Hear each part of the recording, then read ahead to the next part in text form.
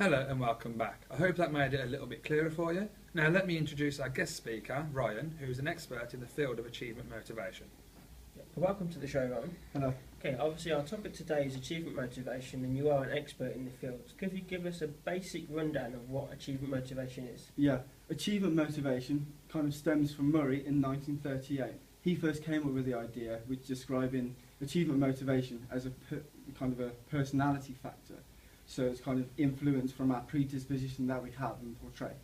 So when we're actually exercising, we're able to we're all exposed to this kind of spectrum, I'll call it, which kind of will get varying degrees of motivation to be able to achieve and succeed.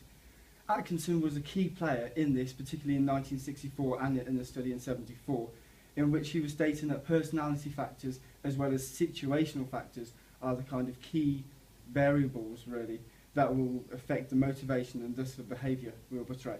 So how do we know when someone is motivated to achieve? Well, we'll know by through either seeing them, their faces, and kind of behaviour they portray, as I've mentioned that. It's highly linked with the spectrum that we're all on, which we all fit on, and we need to achieve, and so the need to achieve will be the main kind of aspect of this, in which is determined by the previous factors I've just mentioned. Having a high achievement motivation will lead to a high NAC, I'll call it, need to achieve. So in both competitive and non-competitive scenarios, and there are kind of three dimensions of achievement motivation that are key, really, in this. Okay, so you talked about dimensions there, and there are three of them. Could you Three explain key them? ones. I'll just give you a brief overview. Task orientation, which is basically having a high work ethic and driven from your work ethic, really, what you put in. Ego orientation is what it says on the tin. Ego about your success over the others, kind of a comparison with others. And there's work avoidance as well, which is basically saying good behaviour, not anything about ethics, so work ethic is important. So the task, which is it will increase your self-belief if you're driven towards a task-orientated kind of mindset. And you'll increase your competence as well when you experience success, resulting from four factors, really, which are deception, there's motivation and the effort that will highly influence it, as well as the ability that we actually portray, and external factors which be leading with the teacher, or that would be in a PE setting, but in terms of the exercise setting would be mainly about people who would be in the kind of area that we perform in. Which, if we have the correct situational factors, then we're more likely to have a higher need to achieve, because we'll be experiencing more success. And it links in with what we call a tendency to approach success, which I'll label as TAS. This is like given a reason or given a goal the exerciser can strive for, though it actually depends on the subjective definition that we define as success personally. Having these goals gives a connection with the exercise that we actually do, and demonstrates the determination to achieve with the given situation.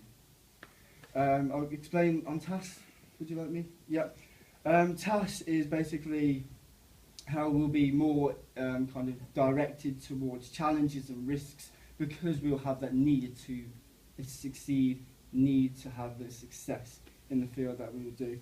But higher levels of the NAF, it can be, which NAF is needing to avoid failure, basically. And it can be damaging to an exerciser's mental state through the thought processing and a progression as well, for both the ability and also the reduction that will have in a perceived motivational climate as well. If peers believe they are reducing their standards as well, that it influences the perceived motivational climate. It would be shown by a lower achiever, as in with higher NAF, that will be going for lesser challenges, less risky situations, and to be able to go for the easy option to experience the not experience the success, but more likely to not fail as well, which would ratify their definition of success and build their confidence. Okay, for viewers out there that may not understand that, is it possible, where you talk about this NAC, NAF, TAS and TAF, is it possible to record this on like a table or a chart that people could see where they know whether they strive towards failure, or if they strive towards success, or if they are a Natch or a NAS, as you say? Is there any way to do that? Yeah, there is a table. It's like a chart, isn't it really? It's kind of from one end of the spectrum as a line, and there's also another line. One is Natch and one is NAF as well. And you'll have a different kind of level of each of the NAF and the Natch. Whoever you are, we're all on that spectrum.